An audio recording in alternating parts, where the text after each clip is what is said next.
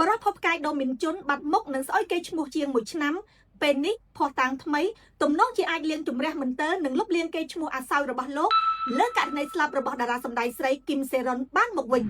ប៉ូលីសកូរ៉េខាងត្បូងកំពុងស្វែងរកដីកាចាប់ខ្លួន YouTuber ម្នាក់ដែលត្រូវបានចោទប្រកាន់ថាបានក្លាយបន្លំភ័ស្តុតាងដើម្បីបង្ខូចកេរ្តិ៍ឈ្មោះតារាសម្ដែងគឹមសូហ៊ុននិងបានដុតបញ្ឆេះរឿងអាស្រូវដែលធ្វើឲ្យអាជីពរបស់តារាសម្ដែងរូបនេះត្រូវវិនាសទាំងស្រុងអាជ្ញាធរបានឲ្យដឹងថា YouTuber រូបនោះបានកែច្នៃរូបភាព screenshot នៃសារឆ្លើយឆ្លងនិងបានចែករំលែកឯកសារសំឡេងដែលបង្កើតឡើងដោយបច្ចេកវិទ្យាបញ្ញាសិប្បនិម្មិតឬ AI ដើម្បីធ្វើឲ្យមានការភ័ន្តច្រឡំថាតារាសម្ដែងគឹមសេហ៊ុនធ្លាប់មានទំនាក់ទំនងស្នេហាជាមួយតារាសម្ដែងស្រីគឹមសេរុនកាលនាងនៅជាអនិច្ចជនឬអាចនិយាយបានថាកាលនាងនៅក្មេងមិនទាន់គ្រប់អាយុការចោទប្រកាន់ទាំងនេះបានលេចឡើងកាលពីឆ្នាំមុនភ្លាមបន្ទាប់ពីកញ្ញាគឹមសេរុនបានធ្វើអត្តឃាតបញ្ចប់ជីវិតខ្លួនឯងនៅក្នុងវ័យត្រឹមតែ24ឆ្នាំរឿងអាស្រូវនេះបានធ្វើឲ្យកក្រើកប្រទេសកូរ៉េនិងបានបំផ្លាញអាជីពរបស់គឹមសូហ៊ុនដែលជាកម្ពុជាតារាល្បីប្រចាំប្រទេសកូរ៉េខាងត្បូងទោះជាយ៉ាងណាក៏ដោយតារាសម្ដែងប្រុសរូបនេះបានបដិសេធចំពោះការចោទប្រកាន់ទាំងនេះជាបន្តបន្ទាប់ចំណែកឯ YouTuber គឹមសេអ៊ីវិញចាប់តាំងពីពេលនោះមកបានបង្ហោះវីដេអូមួយដោយអះអាងថាការចោទប្រកាន់របស់អាជ្ញាធរគឺជាកលល្បិចក្នុងបំណងរំខានដល់ការស៊ើបអង្កេតរបស់លោកតែប៉ុណ្ណោះប៉ុន្មានខែបន្ទាប់ពីការស្លាប់របស់គឹមសេរុន YouTuber រូបនេះបានបង្ហោះសម្លេងថតជួបជាសាធារណៈដែលក្នុងនោះគេអាចឮសម្លេងតារាសម្ដែងស្រីរូបនេះនិយាយថានាងបានតាក់ទងស្នេហាជាមួយនឹងគឹមសូហ៊ុនតាំងពីនាងនៅរៀនអនុវិទ្យាល័យមកម្លេះ YouTuber គឹមសេអ៊ីដែលមានអ្នកតាមដានជិត1លាននាក់នៅលើ Channel របស់ខ្លួនក៏បានបង្ហាញរូបភាពសារឆ្លើយឆ្លងដែលត្រូវបានគេអះអាងថាផ្ញើទៅវិញទៅមករវាងតារាប្រុសស្រីទាំងពីរដួងនេះផងដែរយ៉ាងណាមិញបច្ចុប្បន្ននេះអាជ្ញាធរបានអះអាងថាឯកសារថតនោះគឺត្រូវបានបង្កើតឡើងដោយប្រព័ន្ធ AI ពួកគេក៏បានចោទប្រកាន់ផងដែរថា YouTuber រូបនេះបានកែច្នៃរូបភាពសារដែលផ្ញើចេញពីទូរស័ព្ទដៃរបស់តារាសម្ដែងស្រីគឹមសេរុនដើម្បីធ្វើឲ្យមើលទៅដូចជានាងកំពុងតែផ្ញើសារទៅកាន់គឹមសូហ៊ុនអាជ្ញាធរបានបញ្ជាក់ថា YouTuber រូបនេះបានដឹងខ្លួនជាមុនថានេះជាព័ត៌មានមិនពិតប៉ុន្តែនៅតែបន្តផ្សព្វផ្សាយក្នុងគោលបំណងស្វែងរកផលប្រយោជន៍ផ្នែកហិរញ្ញវត្ថុយោងតាមឯកសារពាក្យបណ្ដឹងរបស់ប៉ូលីសដែលត្រូវបានរាយការណ៍ដោយសារព័ត៌មានជុងអាំងអ៊ីលបូបានឲ្យដឹងថាសកម្មភាពរបស់ YouTuber រូបនេះ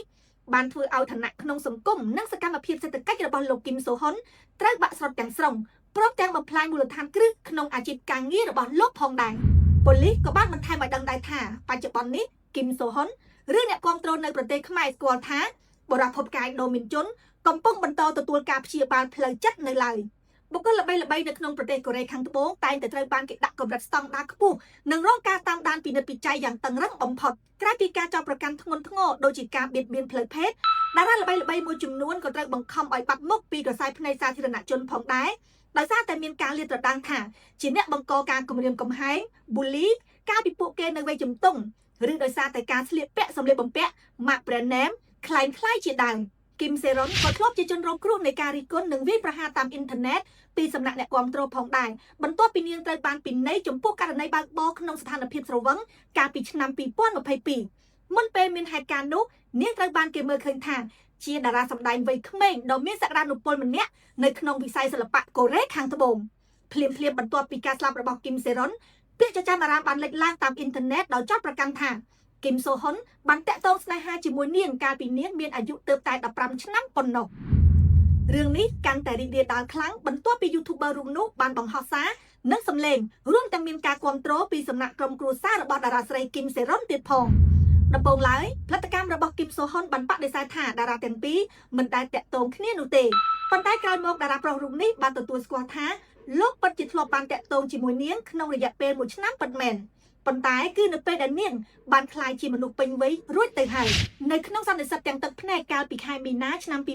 2025គឹមសូហ៊ុនបានទទូចថាពួកគេមិនដែលតាក់ទងគ្នាកាលពីនាងនៅជាអនិច្ចជននោះឡើយដោយលោកបានអះអាងថាខ្ញុំមិនអាចទទួលស្គាល់នៅអ្វីដែលខ្ញុំមិនបានធ្វើនោះទេនៅក្នុងខែមីនានោះដែរគឹមសូហ៊ុនបានដាក់ពាក្យបណ្ដឹងព្រហ្មទណ្ឌនិងប្តឹងទាមទារសំណងរដ្ឋបវេនីប្រឆាំងនឹង YouTuber រូបនោះរួមទាំងក្រុមគ្រួសាររបស់តារាសម្ដែងស្រីគឹមសេរុនពីបទធ្វើការចោទប្រកាន់មិនពិតចាប់តាំងពីពេលនោះមកគឹមសូហ៊ុនដែលធ្លាប់ជាតួឯកក្នុងរឿងភាគទូរទស្សន៍ល្បីៗ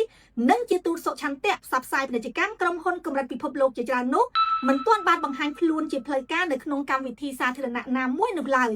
ការដាក់ផ្សាយរឿងភាគ knock off របស់ Disney Plus ដែលលោកកំពុងថតកាលពីរឿងអាស្រូវនោះផ្ទុះឡើងក៏ត្រូវបានពន្យាពេលចាក់ផ្សាយដោយគ្មានកំណត់ផងដែររហូតមកទល់ពេលនេះទាំងគីមសូហ៊ុននិងផលិតកម្មរបស់លោកមិនទាន់ធ្វើការអត្ថាធិប្បាយណាមួយជុំវិញការស្នើសុំនៃការចាប់ខ្លួន YouTuber រូបនោះពីសំណាក់អាជ្ញាធរនៅឡើយយ៉ាងណាមិញឥឡូវនេះគឺមានភស្តុតាងថ្មីហើយនឹងមានសាច់រឿងថ្មីដែលបានផ្សព្វផ្សាយនៅក្នុងប្រទេសកូរ៉េហើយយើងកំពុងតែតាមដានបន្តទៀតថាតើសាច់រឿងនេះនឹងទៅជាយ៉ាងណាតើការពិតនឹងបែបណាហើយបើសិនជាអ្វីដែលកើតឡើងនេះគឺជាការបង្កាច់បង្ខូចកេរ្តិ៍ឈ្មោះទេ